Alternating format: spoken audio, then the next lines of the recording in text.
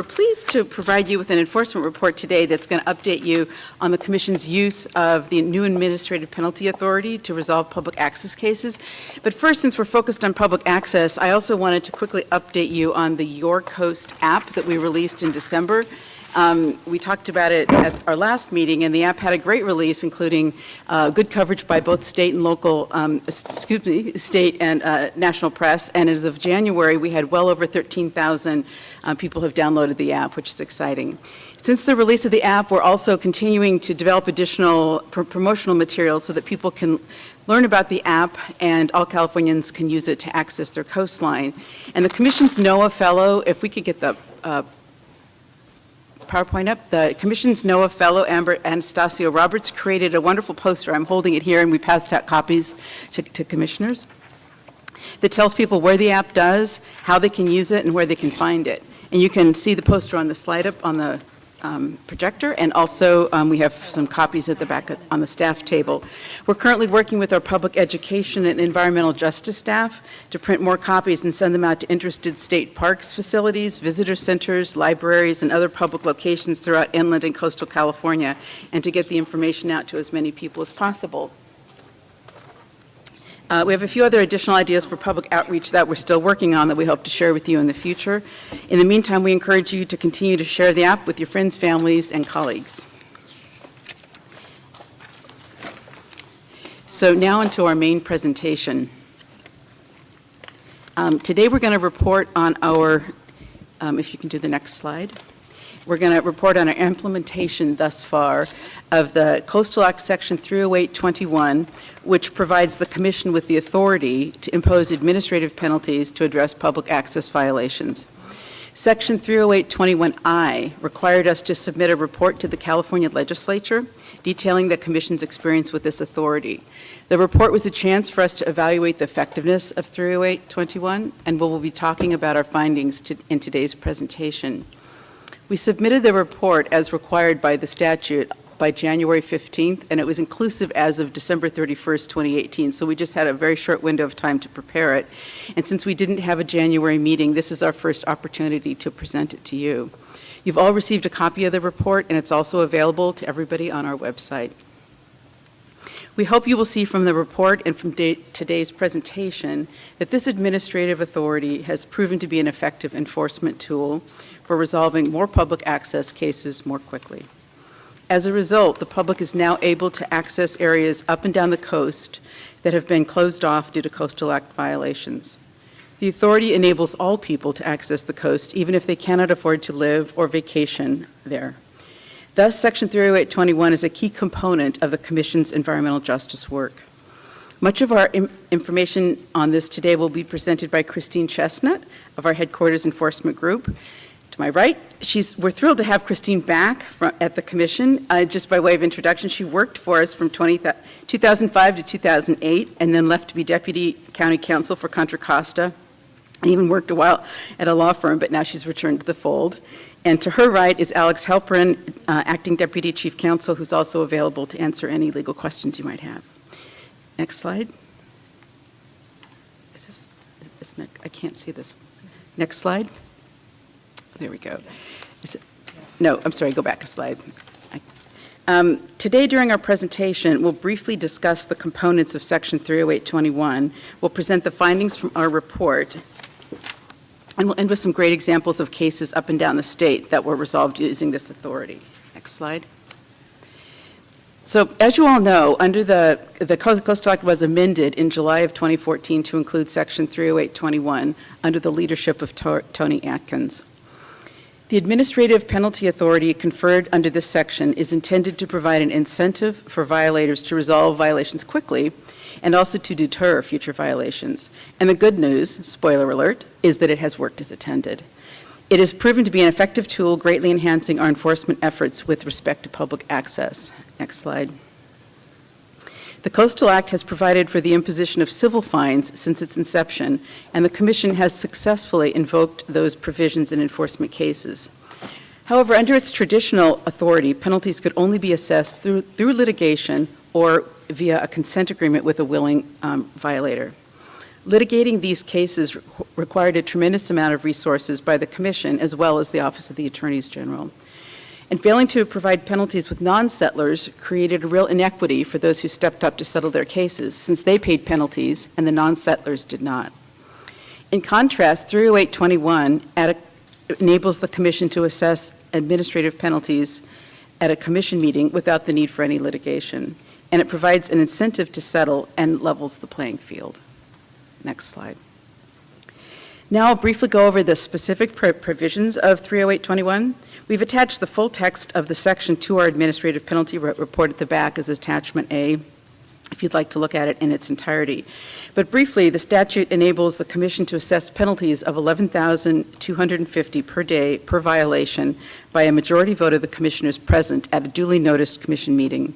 The possibility of such a large penalty amount, which accumulates daily, was intended to provide an incentive for violators to comply as quickly as possible. It also provides that in determining the amount of the penalty, the Commission consider the factors set forth in 30820C, which the Commission looks to when imposing civil liability in all enforcement matters. Next slide. And this slide has the text of the factors. The Commission considers such things as the gravity of the violation and whether any economic profits were gained from the violation. Next slide.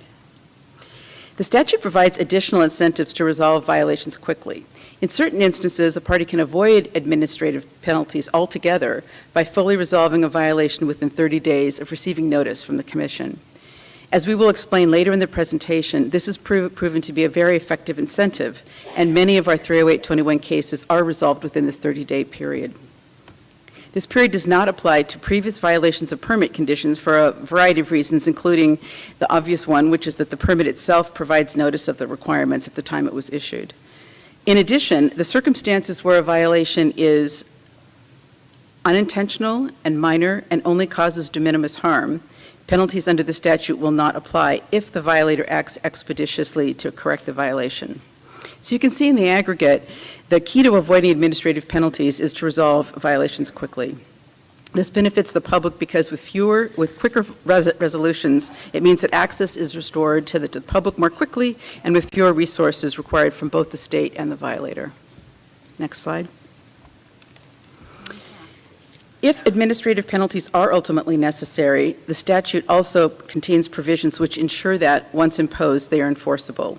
If a violator fails to pay an administrative penalty, the Commission may enforce it through the courts or by recording a lien on the property to secure payment, providing yet another incentive to comply. Next slide. Okay, now we're going to go into some heavy sledding, and for some of those who are mathematically inclined or like metrics, like our Commissioner Vargas, hopefully this next section will be of interest to you, but if you can hang with us, you'll see what kind of analysis that we've done. It provides a comprehensive overview of our implementation of Section 30821 over the past 4 years, which is the section of time that the statute required us to report on. And admittedly, these are not the most exciting slides, but the story they tell is compelling. And our goal was to determine whether having administrative penalty authority has in fact enhanced our enforcement efforts. And the clear answer, I believe, is that it has. The following slides will explain by way of some charts and graphs how we reached this conclusion. Next slide. Just to put the information today into context, the chart on this slide shows our increasing public access caseload over time. The Commission has always considered violations involving public access to be a high priority, and staff spends a large amount of its resources investigating reports of access violations and pursuing resolution of access cases. Despite these efforts, however, as shown on this chart, over time our public access caseload has grown significantly. This is due to many factors, including the increase in the number of reports from the public that we receive, the intensification of development along the coast, and the increased pressure on coastal access and recreation brought about by sea level rise. Enforcement's current public access caseload is 742 cases, which is higher than it's ever been. Public access cases currently represent approximately 30% of the Commission's current open caseload of over 2,500 cases. So you can see we have a lot of work to do, and having tools like Section 30821 that increase efficiency are very important. Next slide. We identified 175 cases involving violations of the Coastal Act's public access provisions as our initial focus for action. The statute required us to report on the number of cases open per year during the reporting period, and this chart does that. In addition to the cases opened since we received the authority, we have also identified additionally 36 cases that were opened prior to the passage of 30821, but we felt were good additions to our initial implementation efforts.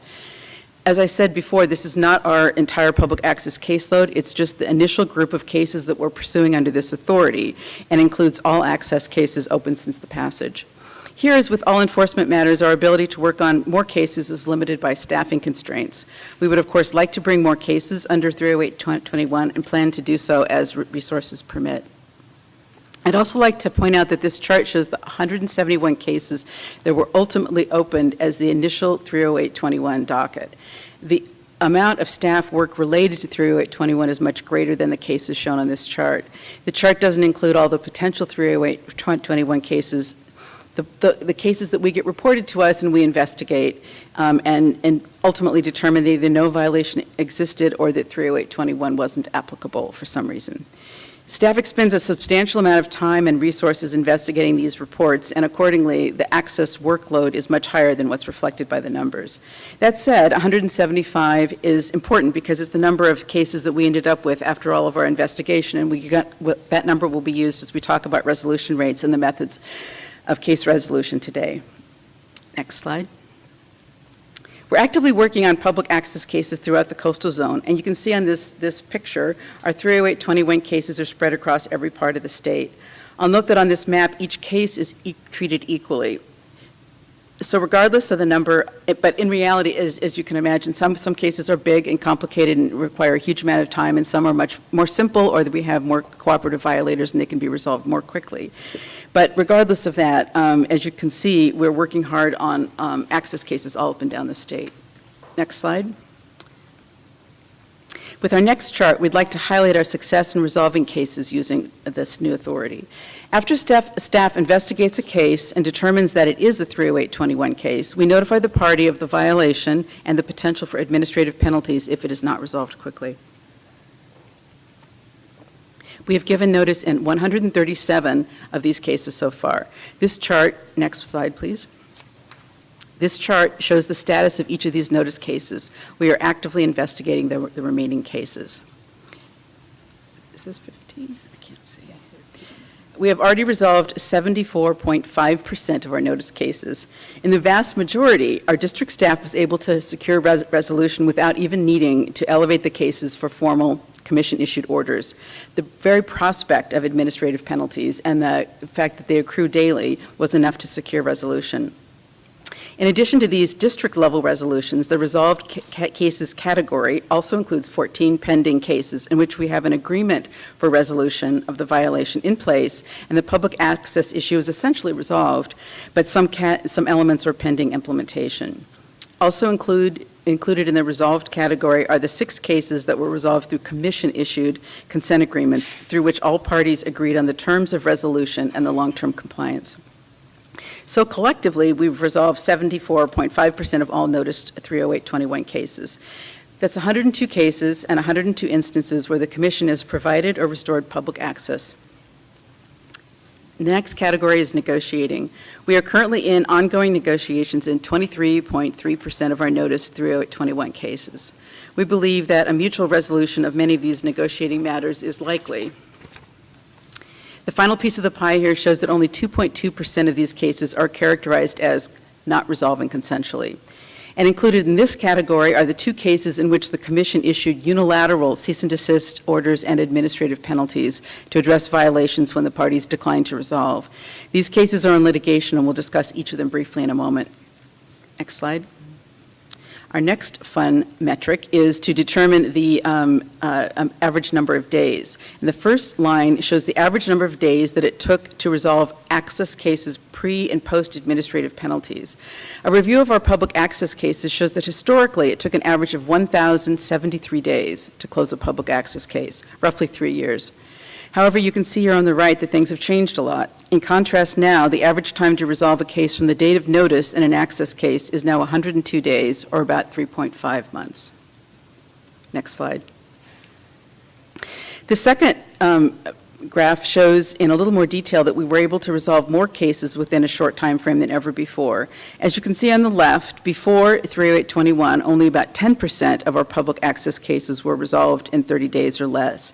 Yet with this new authority, 27% of those cases are now resolved within 30 days. In the graph on the right, you can see that historically, with only about 20% of our public access cases were resolved in between 30 and 100 days, yet with the new authority, 42% of our access cases are resolved within the same time frame. Next slide.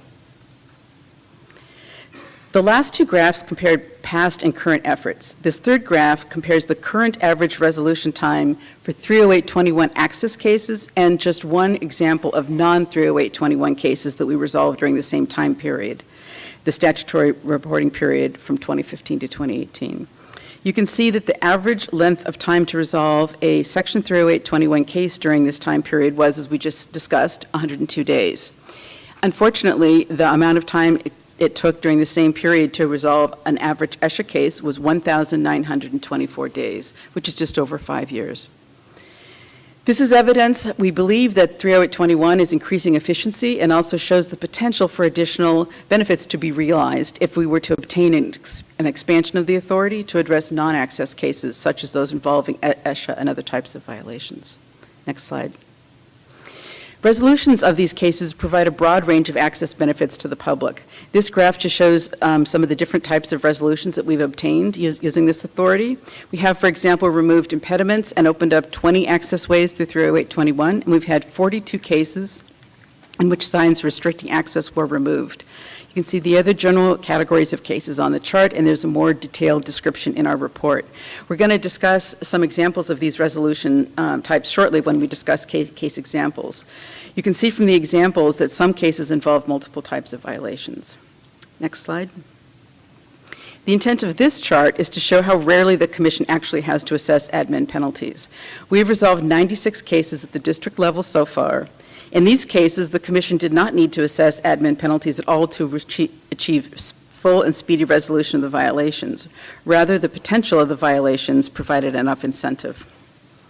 In other cases, because of the significance of the violations, the nature of the work required to resolve the violations or a party's refusal to settle, formal Commission action was in fact necessary. So far, we have brought 8 of these matters to you, 6 of which were consent order settlements, which were agreed to by all the parties.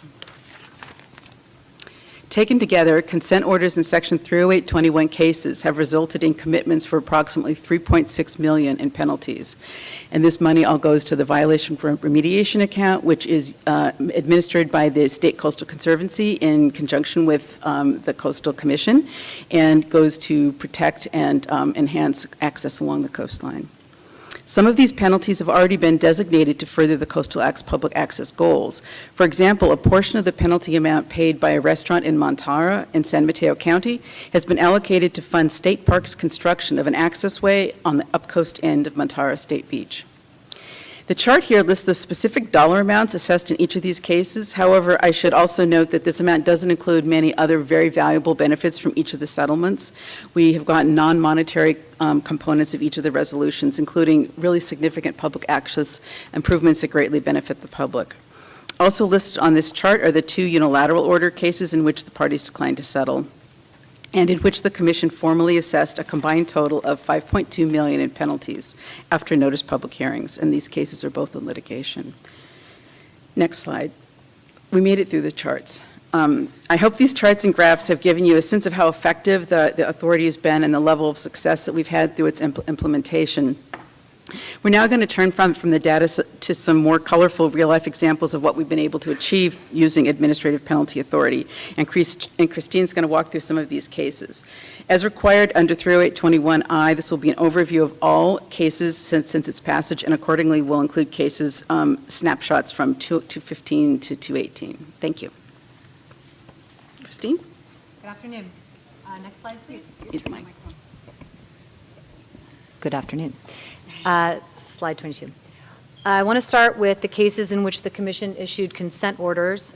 With consent orders, violations are resolved and access is restored more quickly than if litigation is required.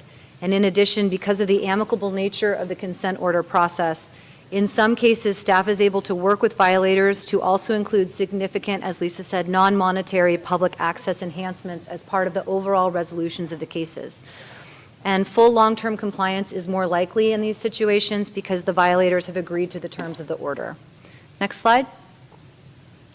The first consent order we're talking about here is a case in Dana Point in Orange County involving placement of unpermitted gates preventing the public from accessing a nearby trail system and beach, and the city's enactment of ordinances restricting the hours when the gates would be open. These violations created a serious impediment to public access here.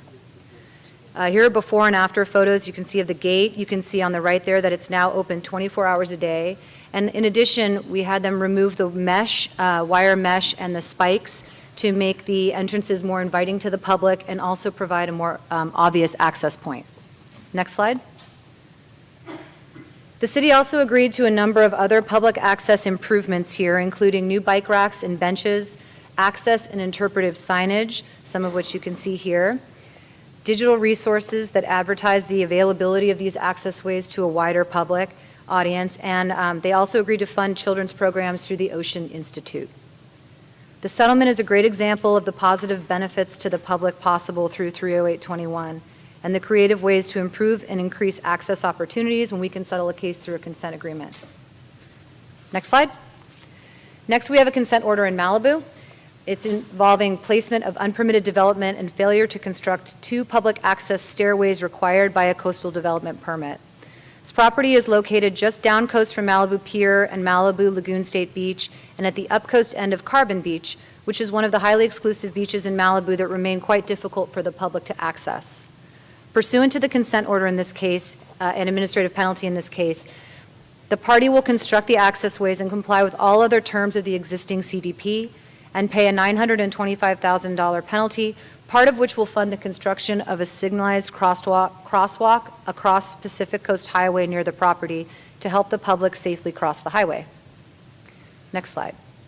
Another consent order and penalty settlement, this one involving a site near Pacifica in San Mateo County, required a beachfront restaurant to pay an administrative penalty, comply with public access conditions of its CDP, and to remove unpermitted private development, which you can see there on the left, was impacting public access and parking. The consent order and penalty also required, among other things, additional public trail improvements in the area, placement of access signs, and installation of viewing areas. Next slide. The next consent order from July of 2017 addressed sand mining in the city of Marina in Monterey County. Resolution of this case is facilitating direct and indirect benefits to public access and recreation by providing an end to sand extraction on the beach and by providing for conservation of 400 acres of dunes and beach for coastal dune habitat protection, public access, and recreation. So rather than providing a way for the public to get to the beach, this is an important access case because it reduces beach erosion issues in the entire region and provides the public with a beach to access. Next slide. The next consent order from April of 2018 addresses violations on a property in Pacifica and San Mateo County. A property owner not only failed to maintain a public access way here required by their CDP, but they also took, and you can see in this slide, significant unpermitted construction work at the site, including dumping of large boulders on the beach, excavating large trenches on the beach, grading the beach and bluff face, and placing construction equipment on the bluff trail and public viewing area, all without a CDP. These activities collectively precluded the public from accessing one of the few points of public beach access in this area. Next slide. And the violators agreed to remove the unpermitted development, repaired and reopened the public access way and trails as required by their permit, and agreed to pay a $1.45 million penalty. Next slide. The last consent order on the list from October of 2018 is a case in Carlsbad in San Diego County involving property owners and an HOA that failed to construct a public access trail required under a prior CDP. Next slide. Under this order, the HOA agreed, among other things, to construct a trail, to donate a trail easement that will link this new trail to an existing trail network, to provide significant public access amenities, including benches, signage, and even binoculars for the public use, and to pay a $540,000 penalty. And this case is another example of the consent order process resulting in a creative resolution that provides a variety of much-needed public access amenities. Next slide. Now I'll briefly discuss the two unilateral orders that the Commission issued, and we'll move on to district cases. Both of these unilateral order cases involve significant violations, and the resulting orders were contested and are still being litigated. However, the fact that there are only two, we think, shows the effectiveness of Section 30821 authority in resolving violations before it comes to this. Next slide. The Lent case from December of 2016 involves a very significant and long-term violation that remained unsolved after years of effort on the part of staff. The property owners put up a private fence and other unpermitted development, blocking access to Las Flores Beach in Malibu. The property owners profited from these violations by renting out the property, highlighting its, quote, private beach access. They resisted resolving the case for over 9 years, including 2 years after receiving 30821 notice, despite very concerted efforts by the Commission to resolve this matter. In December of 2016, the Commission imposed a fine of just under $4.2 million on the party, which was actually much less than it could have been under the provisions of 30821. Next slide. And this second case from August of last year is in Laguna Beach in Orange County, involving a violation of permit conditions imposed to protect the beach in front of a house. When the violators completely reconstructed the house on the property, also without a CDP, the original permit conditions were triggered that required removal of an adjacent seawall. Given concerns about sand loss and sea level rise, these conditions are extremely important to enforce. Unfortunately, rather than work to resolve the violations, the violators actually chose to sue the Commission before staff could even bring this case before you. And they continue to challenge our enforcement action and your order in court. As you can see, these contested matters truly are some of the most serious violations involving violators that have declined to resolve. With administrative penalty authority, we're able to resolve the majority of our cases which are not this adversarial. We're able to resolve them more informally and amicably, and only utilize this lengthy, resource-intensive, unilateral process when absolutely necessary. Next slide. So now I'd like to highlight the critical work being done in the districts using our administrative penalty authority to resolve access cases. And I'd like to point out that when I talk about cases resolving at the district level or quickly, I in no way want to downplay the immense amount of work undertaken by staff to resolve these cases. While it's true that Section 30821 is increasing efficiency, it is by no means a magic wand. Staff must still fully investigate and process each case, and this takes a lot of time and resources. And securing a resolution means working with all parties, as well as local governments, other agencies, and nonprofits to ensure that all violations are completely resolved and that there's long-term compliance with the Coastal Act moving forward, and this is a significant amount of work on the part of staff. So we'll zoom through the state here, looking at different types of cases in all areas of the coastal zone, and we'll start in the north. Next slide. This is a case in Humboldt County. On the left, you can see an unpermitted gate blocking a public access way. On the right, you can see the results from our work on the violation under Section 30821 authority. The gate's been removed and coastal access has been restored here. Next slide. Now we're moving on to Gualala in Mendocino County. You can see the unpermitted gate on the left blocking access to Gualala Estuary, a popular kayaking spot.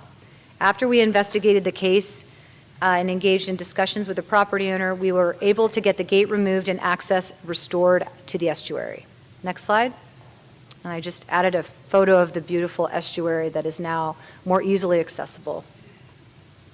Next slide. The next case in Pacifica in San Mateo County involves the unpermitted placement of pay to park signs and a pay station. It effectively deters the public from parking and accessing nearby Lindemar Beach in an area of historically free parking. District staff worked with the property owner to remove the signs and station and to restore public parking. Next slide. And here you can see, after the case was resolved, the members of the public enjoying Lindemar Beach. Next slide. This next case is in Aptos in Santa Cruz County. It involves a public beachfront promenade that was blocked by unpermitted private development for decades. The Commission partnered with Santa Cruz County, and a coordinated enforcement action resulted in the removal of barriers to access, such as the wall that you can see outlined in red dotted lines in these photos. Public access was restored, and the promenade is now being used enthusiastically by the public for the first time in years. Next slide. So now we move to the Pleasure Point area of Santa Cruz County. Pleasure Point Park is hugely popular, but has no dedicated public parking, and therefore violations impacting the public parking supply significantly impact access at this site. Next slide. So as you can tell from these cases, some types of violations arise up and down the coast, and one of those types is the placement of unpermitted and inaccurate no parking signs. It's a problem throughout the state, and it's definitely a problem in this area. In this instance, 4 private property owners placed numerous no parking signs in the Pleasure Point area, and you can see some of them on this slide. They even, as you can, well, it's very hard to see, but in the photos on the right, they painted numbers on public parking spaces to give the impression that the spaces were reserved spaces for local residents only. Next slide. So once again, we worked to investigate the matter and develop the case. In less than 2 months after we sent 30821 letters, all of the signs were removed. So on this slide, slide 44, you can see, it's very hard to see, an unpermitted hedge, fence, and gate that were placed in a public right-of-way precluding parking. Next slide. After we investigated the matter and sent 30821 notice, the property owner removed the encroachments, and you can see the public is able to park there again. Next slide. Here's another example from the same area of Santa Cruz of a very recent case that shows how our enforcement staff are still getting no parking signs removed. This case was resolved just a few weeks ago. Here you can see the no parking signs on the fence. Next slide. And here it's been removed, and you can see the public is once again parking in this area. Next slide. Here we have some more cases where no parking signs were have been removed. You can see the before and after photos. Next slide. Yet again, more no parking signs at the top there, and encroachments being removed. You can see the before and after on the bottom. The hedges that had encroached into the public parking area were removed. Next slide. Here's another set of photos. This case was resolved at the end of last year, so it shows that this type of violation remains a problem, and staff continues to work with property owners to stop the placement of these unpermitted signs. You can see that once again, after the sign had been removed, the public was once again able to park in those spaces. Next slide. So now we move on to the city of Pismo Beach in San Luis Obispo County. You can see a beach access trail here. The white arrow points to it. It's on the edge of a bluff that was impacted by a public access violation in 2015. Next slide. Commission staff were informed that an HOA was utilizing unpermitted private property signs and also private security guards, one of whom you can see here standing in the parking lot, to discourage public access to this site, including within an easement for public pedestrian and recreational access. Next slide. Here are some of the unpermitted private property signs that were placed on the site. As our investigations proceeded, we negotiated with both the HOA and city and were able to get them to stop using the security guards and to remove unpermitted signs. And we were able to get them to develop appropriate signage for the area that protected public access, but also addressed habitat and hazard concerns. Next slide. Another case in Pismo Beach involves public parking that was being privately used, even though it was required to be designated for public coastal access parking under an existing CDP. So you can see on the right, after asserting 30821 authority, the violation was quickly removed, and public parking spots in this area are now clearly marked and signed for beach parking, public beach parking. Next slide. Now go on to Malibu in LA County. You can see pictures taken at Paradise Cove. On the left, you can see at the top, circled in red, that they used to charge $20 for beach access or beach use, and they banned surfboards. And you can see on the right another one of their membership and beach use fee signs. Next slide. These signs have been removed, allowing the public to access this beach freely. Next slide. This is another before and after shot of a property in Malibu. On the top and the left, you can see that the property owner put signs restricting parking. And on the bottom right, you can see that the signs have been taken off the fence, and they were taken off after the property owner received 30821 notice. Next slide. This is an access way to La Costa Beach. You can see on the left, there's a shed, private stairs, and vegetation blocking access. Now, after receiving 30821 notice, the property owner worked with staff to remove what blocked the access way, and we're now able to work with other agencies to put funding together to build a ramp, which will facilitate more access at this site. Next slide. This next case is near Malibu Lagoon State Beach. You can see in the top photo a very long chain link fence that predated the Coastal Act, had long been in place, protruding approximately 50 feet beyond the edge of the house.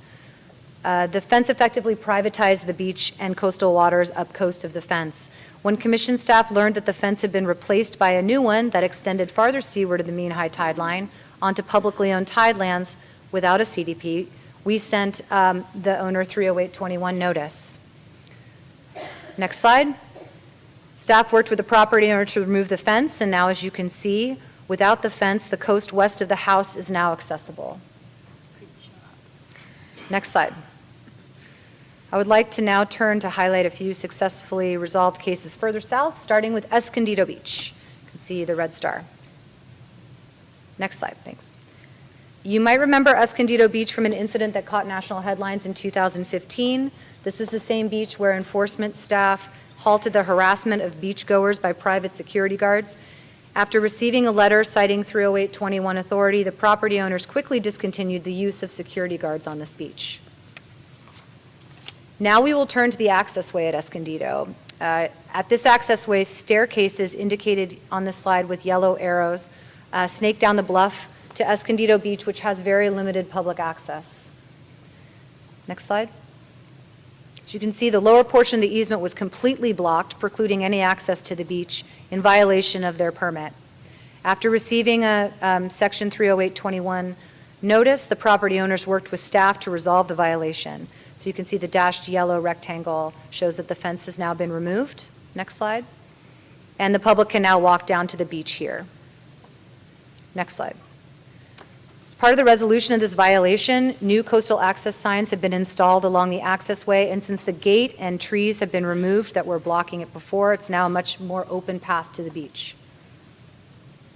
On this slide, you can see where a Malibu property owner put up an unpermitted fence and no trespassing signs on the beach, completely blocking public access. Next slide. Here you can see that the property owner received Section 30821 notice. They worked with staff to take down the fence, and public access has been restored here as well. Next slide. Now we turn to an encroachment case in Venice, and you can see on the left the property owner has installed a large flower bed right on the public beach.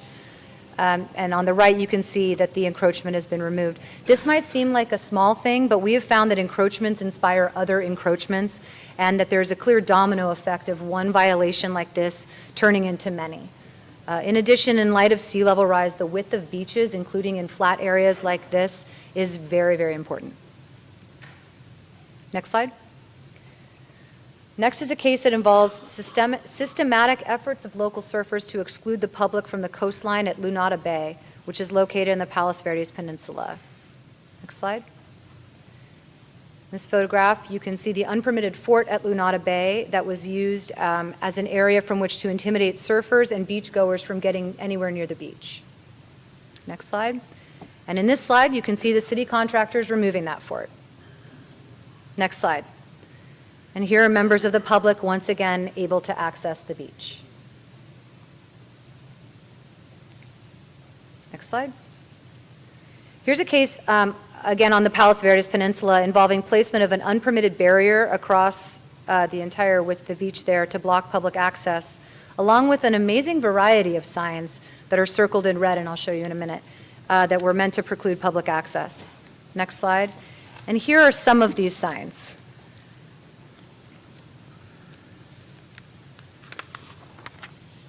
Next slide. The signs have been removed, and actually now in their place there's a new public access sign up, and you can see on the left the public is once again enjoying this beautiful beach. Next slide.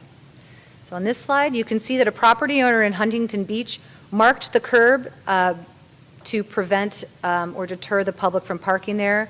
We were able to work with him to get that painted over and public access restored. Now we go to Newport Beach.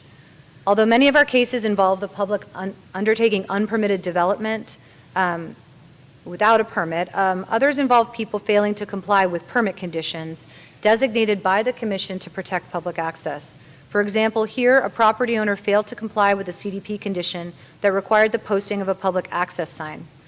On the right, you can see that after receiving 30821 notice, staff was able to work with the property owner to install the required public access sign. And without signs like this, the public has no idea of their rights and has no way of knowing that they could even access the beach here. So this sign is very important. Now you can see the beach at Beacon Bay on the bayfront with the public access signage. It's much easier for people to access the beach and enjoy Newport Bay. Next few cases are in Laguna Beach in Orange County. You can see in the picture on the left, no trespassing signs to deter the public from accessing public tidelands. Staff was able to get these signs removed, you can see on the right. And this is another case of placement of signs, but also in this case, they even placed spray-painted metal spikes to prevent the public from accessing public tidelands. Staff worked with the parties involved to stop the use of private security guards, which were also being used at the site, and to remove unpermitted development. In addition, you can see on the right, a new informational sign was installed. Now we continue to move down the coast to San Clemente, and here you can see a gate blocking access to an ocean viewpoint. Next slide. This gate's been removed and public access sign has been installed here. And here you can see the coastal views from the accessway that are once again available to the public. On this slide, you can see another San Clemente case where a nature trail that had long been used to reach the beach had been closed with a gate. On the left, you can see that gate, and you can see the no property, or the private property and no trespassing signs. On the right, you can see that after receiving 30821 notice, the property owner worked with enforcement staff and removed the signs and the gate. Next slide. This case is located in Cardiff in San Diego, and pursuant to an existing CDP, the owner of a restaurant where this parking lot is located was required to install public access signs. Next slide. And you can see it's a shot of the same parking spaces, and you can see that there's a clear sign now showing the public that they can park and access the beach here. Next slide. Now we move to a case near the Agua Hedionda Lagoon in Carlsbad. Next slide. This case involved an HOA both placing unpermitted private property signs and failing to install the public access amenities required under their permit at a public access trail that borders the lagoon. After receiving 30821 notice, the HOA cooperated with staff. We were able to get the private property signs removed, as you can see on the left, install proper signage, which is in the middle, and then on the right, you can see we were also able to get a bike rack installed and an ADA-compliant drinking fountain for public use. Almost to the end of the state here. We go to another case in San Diego County. You can see that the unpermitted no parking signs near Bataquitos Lagoon have now been removed. Next slide. And this slide shows that in their place, there are new access signs explaining that there's a public trail down to the lagoon. Next slide. Here's another example of an accessway that did not include the required access signs required by a permit. And as you can see, without these signs, the public would have no way of knowing that there's even an accessway here. Next slide. On this slide, you can see the new signs that let the public know that there is, in fact, an accessway at this site. Next slide. And the last case down in San Diego, where the property owner put up a fence and an outdoor shower in an accessway. After receiving Section 30821 notice, the property owner removed the unpermitted development and a public access sign has been installed. Now I'll turn it back over to Lisa for closing remarks. We hope that this presentation, we've been able to demonstrate that the Administrative Penalty Authority has enhanced the Commission's enforcement program and the work that the Commission does overall. The authority is a powerful, effective tool to address public access violations and to help us ensure that the conditions placed on permits by the Commission are complied with. It brings the commission the same authority that many other regulatory agencies have had for decades. It's also enabled us to and work with willing parties to resolve violations much more quickly, and it saves everybody time and money.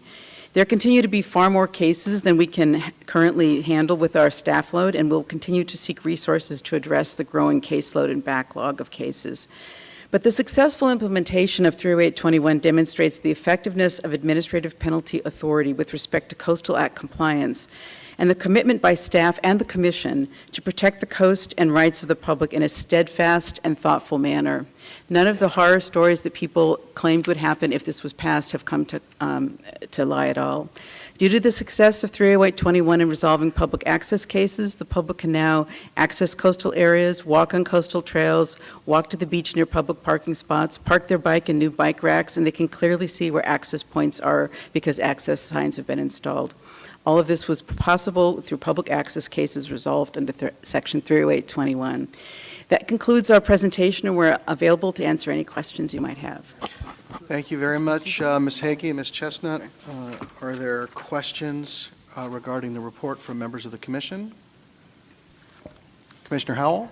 I just had a quick question. How is the enforcement powers affected our relationship with the cities and their willingness to enforce the Coastal Act in their areas?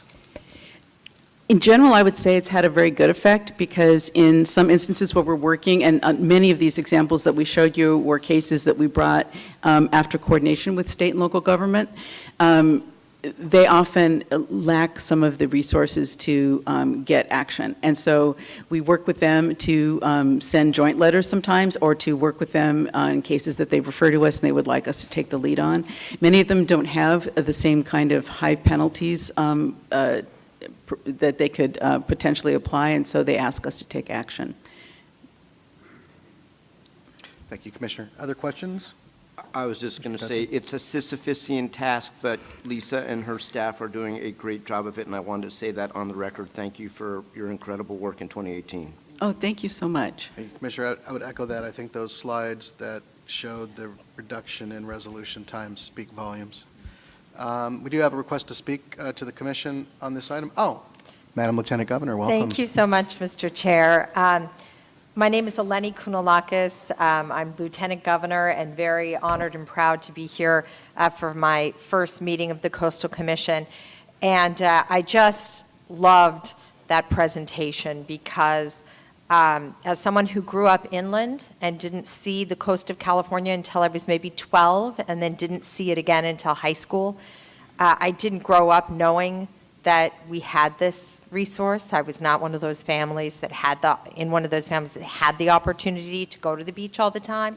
And so to see the commitment and the care of the Coastal Commission in ensuring that Californians simply know that this coast belongs to them is very, it just made a very strong impression on me. So thank you. It sounds like it is very, very difficult work to continue to be able to identify the violations and address them, and I'm glad that you have new tools to be able to do it. But just the commitment that you represented in that small snippet of the work that you do really sang to me. So thank you very much. Thank you, ma'am. Commissioner Brownsey.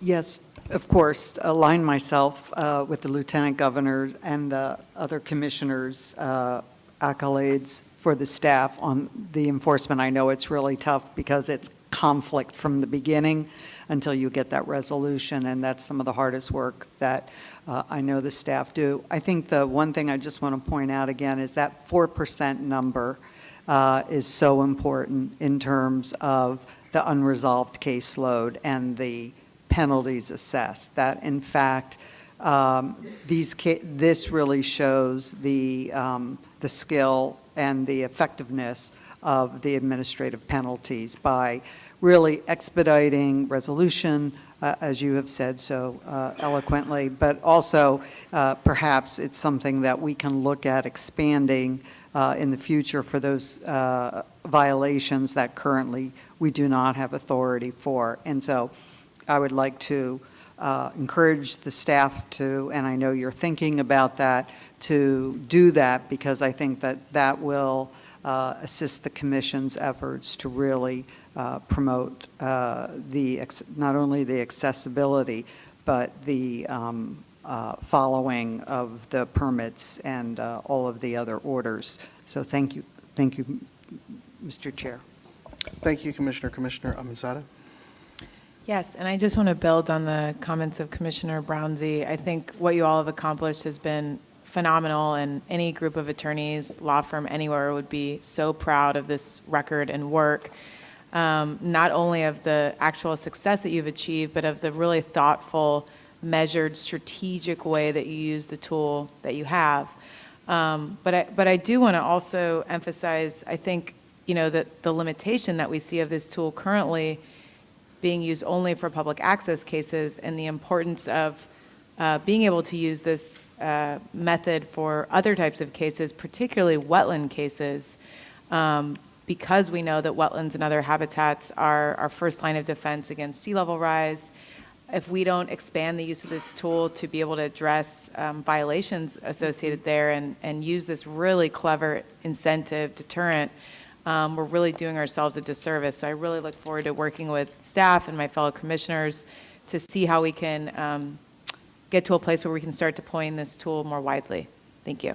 Thank you, Commissioner. I do have a request from the public to add their comment to this item. So Jennifer Savage, representing Surfrider. I guess you're the closer. Oh, the pressure. Welcome. Hi, Jennifer Savage, Surfrider Foundation. I was thinking about telling the story, and I thought, no, I don't want to compare childish behavior to grown-ups, but after watching the presentation and all the violations, it just reminded me so much of this kid that I babysit sometimes for my friends. He's great. He's great. He's kind of a handful, and I don't know, maybe I was just mean, but my kids were scared of me, so they didn't get into the kind of trouble he'll get into. But I was watching him, and he was just tearing everything up. And he's not a toddler; he's old enough to know better. So at some point, I'm telling him to stop. He won't stop. So I say to him, I'm trying to help you. I don't want you to get into trouble. And he stops at that point, and he says, I don't get into trouble. And I thought, oh. He's like, yeah, my mom just gets mad at me. And then he went back to destroying everything. So point to him, right? It just really illustrated to me, consequences matter if you want to modify behavior. So on that note, there is no doubt that Section 30821 has provided the Commission with a formidable and effective tool to address public access violations of the Coastal Act. It's created tangible benefits in allowing California's residents and visitors to better access more of our beloved California coast.